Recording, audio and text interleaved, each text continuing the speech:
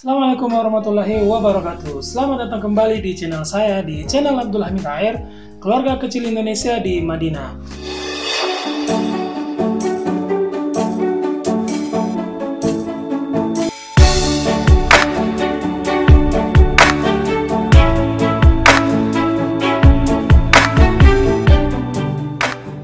Ya, teman-teman, setelah kemarin beberapa hari yang lalu, kayaknya mungkin 2 minggu yang lalu, saya ngupload video tentang suka duka menjadi seorang perawat di Arab Saudi. Nah, akhirnya beberapa dari teman-teman ada yang ngechat saya, ada yang nge-DM saya di Instagram, nge-DM saya langsung. Teman-teman ada yang nanya, apa sih persyaratan-persyaratan kalau mau bekerja di Arab Saudi? Apakah ada persiapan khusus kalau mau bekerja di Arab Saudi? Terus juga ada yang nanya, Mas, apakah ada lowongan pekerjaan untuk perawat cowok di Arab Saudi?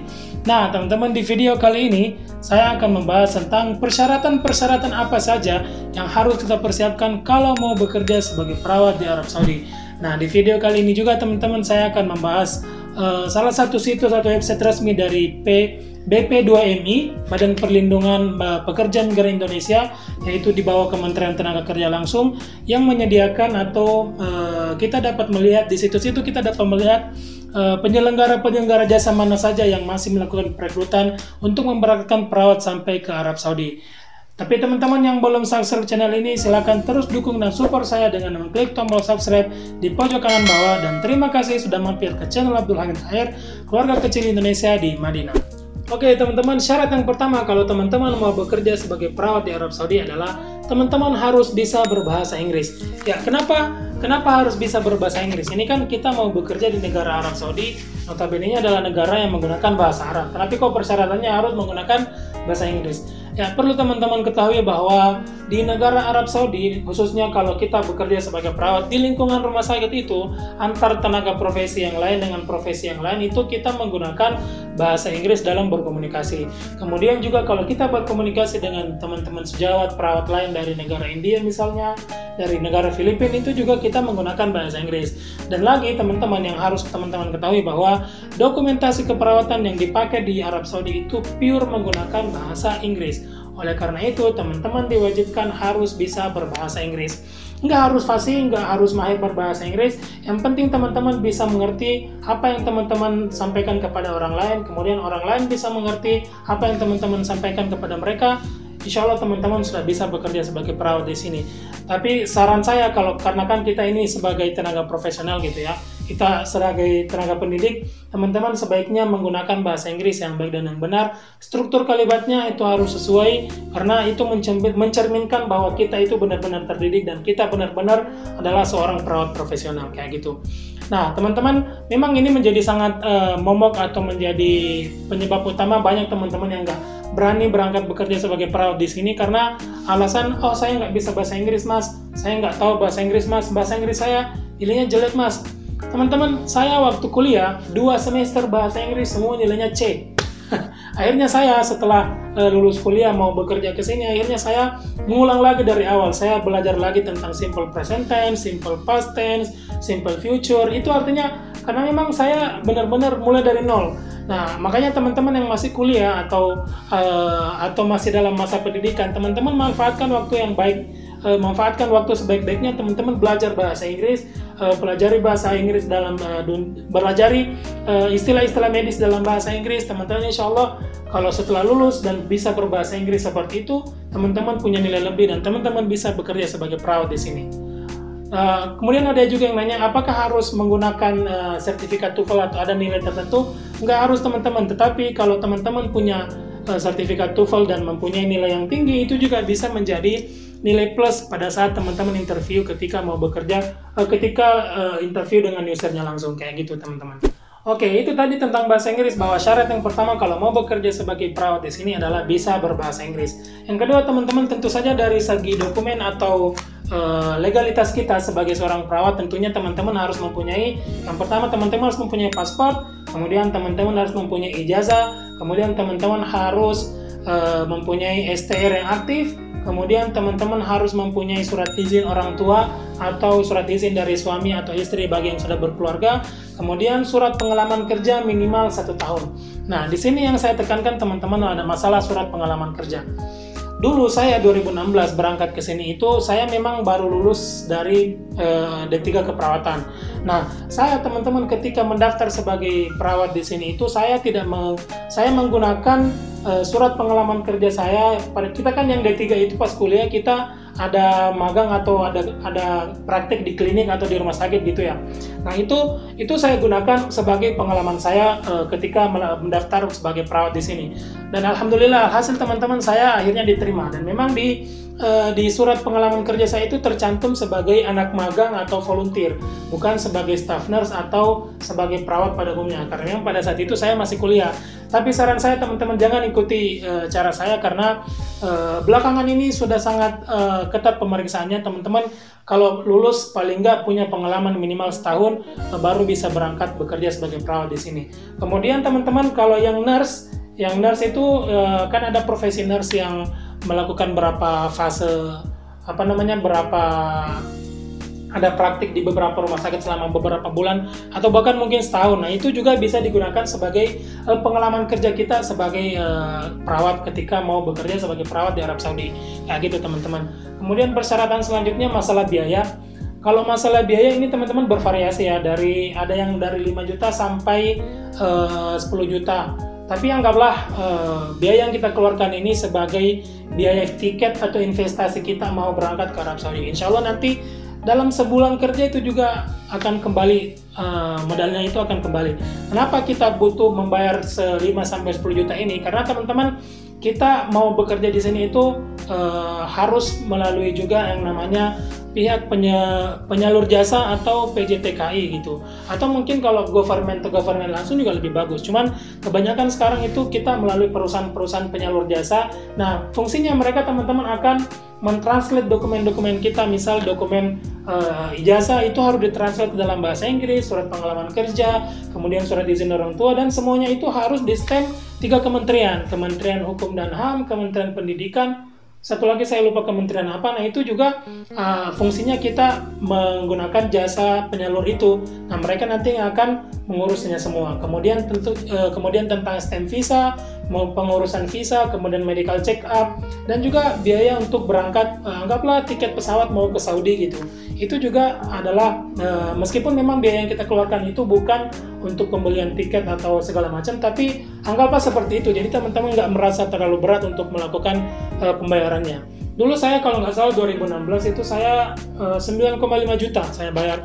Itu juga dapat dari orang tua, dapat minjem dari orang tua. Akhirnya setelah saya gajian baru saya kembalikan ke orang tua. Nah, kalau sekarang kayaknya nggak terlalu mahal segitu ya. Mungkin sekitar 8-7 gitu mungkin ada. Bahkan ada yang gratis teman-teman. Nanti tergantung dari bagaimana kita kontraknya dengan perusahaan, apakah nanti sistemnya potong gaji tiap bulan atau mungkin kita nanti langsung bayar sekaligus ke perusahaan. Nanti tergantung dari aturan dari penyalurnya tersebut. Ya, itu tadi tentang masalah legalitas dokumen, apa-apa saja dokumen yang harus kita perlukan kalau mau bekerja di Arab Saudi. Tentunya tadi yang pertama ada paspor, kemudian ijazah, kemudian STR yang aktif, kemudian surat izin orang tua, dan surat pengalaman kerja. Itu aja 5 syarat utama kalau mau bekerja sebagai perawat di Arab Saudi.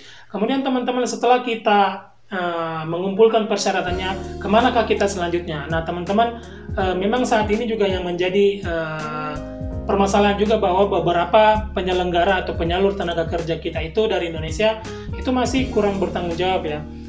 Mungkin ada beberapa teman-teman yang dengar teman-teman perawat kita di sini gajinya ada yang nggak benar, nggak sesuai dengan kontrak. Itu memang banyak seperti itu teman-teman. Nah, kenapa kita harus pintar-pintar memilih penyalur jasa tenaga kerja kalau mau bekerja ke sini? Karena memang nantinya mereka yang akan bertanggung jawab dengan kita ketika kita mungkin ada masalah dengan gaji, kita lapor ke embasi pasti akan nanya kamu berangkat dari PT mana, kayak gitu teman-teman. Nah, kalau misalnya ini ada beberapa penyalur atau ada beberapa tempat informasi kalau teman-teman mau lihat apakah ada perekrutan, teman-teman bisa lihat di sini. Di sini ada beberapa saya taruh linknya, link Facebooknya atau nama Facebooknya, teman-teman silahkan buka di sana. Ada Raza Indoners, itu juga saya berangkat dari situ dulu. Kemudian ada Indonesian Nursing Trainers, itu juga banyak informasi-informasi perekrutan ke Arab Saudi dan ke negara-negara lainnya. Kemudian ada Al-Shifa. Al-Shifa ini juga salah satu yang sangat aktif juga memberangkatkan teman-teman kalau mau bekerja di sini. Nah, selanjutnya teman-teman ada juga secara resmi kalau mau teman-teman lihat langsung ke situs BP2MI. Situsnya ini menyediakan atau dia menampilkan penyelenggara-penyelenggara jasa mana aja yang sekarang sedang melakukan perekrutan. Di situ lengkap dengan gaji. Saya akan memberikan tutorialnya kepada teman-teman. Nanti teman-teman silakan ikuti tutorialnya. Tutorialnya seperti ini. Ya, teman-teman, sekarang saya akan memperlihatkan tutorial bagaimana cara melihat situs BP2MI, situs resmi BP2MI. Kita nanti akan melihat penyelenggara-penyelenggara jasa mana aja yang sampai hari ini masih melakukan perekrutan perawat ke luar negeri, atau khususnya ke Saudi Arabia. Oke teman-teman, langsung saja masuk ke Google. Silakan teman-teman tulis job info BP2MI. Nah teman-teman, setelah itu kita klik yang ini, yang pertama. Tunggu dulu. Nah, seperti ini tampilannya. Teman-teman ada pilihan login, sign up, sama TKI Mandiri atau profesional. Kalau teman-teman belum punya belum punya account, silakan teman-teman pilih sign up dulu. Sign up-nya seperti biasa, masukkan email, nomor KTP, segala macam dan lain-lain. Nah, setelah teman-teman bikin account, silakan teman-teman kembali lagi ke Google. Kemudian di sini ditambahin lagi jobs info BP2MI, tambah di sini vacancy. Oke. Nah, langsung klik yang ini. Nah, di sini nanti akan muncul tampilan seperti ini. Kayak gini, langsung aja tulis position. Di sini kayaknya dulu ada nurse di sini, sekarang udah digabung jadi health, kesehatan di sini. Country kita pilih aja Saudi Arabia. Kemudian skemanya apakah teman-teman mau P2P atau government to government, tapi kita pilih all aja nggak apa-apa. Kemudian kita klik find. Setelah itu akan muncul penyelenggara jasa mana saja atau PT-PT PJTK mana saja yang masih melakukan perekrutan sampai hari ini ke Arab Saudi. Misal ini ada PT Karyananda Adi Pertiwi Saudi Arabia, ada 11 available, ada gajinya 2.500, kemudian expired sampai 18 September 2021. Kemudian ada lagi banyak sebenarnya teman-teman ya. Di sini ada lagi Generalis Duta Banten Mandiri Saudi Arabia. Ada 30 available, 2.500, gajinya expired 16 Juli 2021. Ini juga ada Dr. Sulaiman Al-Habib, available 30, kemudian gajinya 2.500. Oke, coba kita buka yang Sulaiman Al-Habib ya. Tapi teman-teman, setelah diklik di sini seharusnya ada pilihan untuk apply. Tapi kalau untuk masuk ke pilihan apply-nya di sini, teman-teman harus masuk dulu ke desktop site. Oke, kayak gini. Ini ada pilihan login to apply. Nah, di sini udah ada persyaratannya kayak gini, semua persyaratannya, gaji, kemudian expirednya kapan, persyaratan umurnya, kemudian minimal tingginya, minimal berat badan, kemudian akomodasi segala macam ditanggung sama perusahaan, other skill adalah perawat, gendernya laki-laki atau perempuan. Jadi kalau yang nanya apakah ada laki-laki atau perempuan, ini ada laki-laki atau perempuan.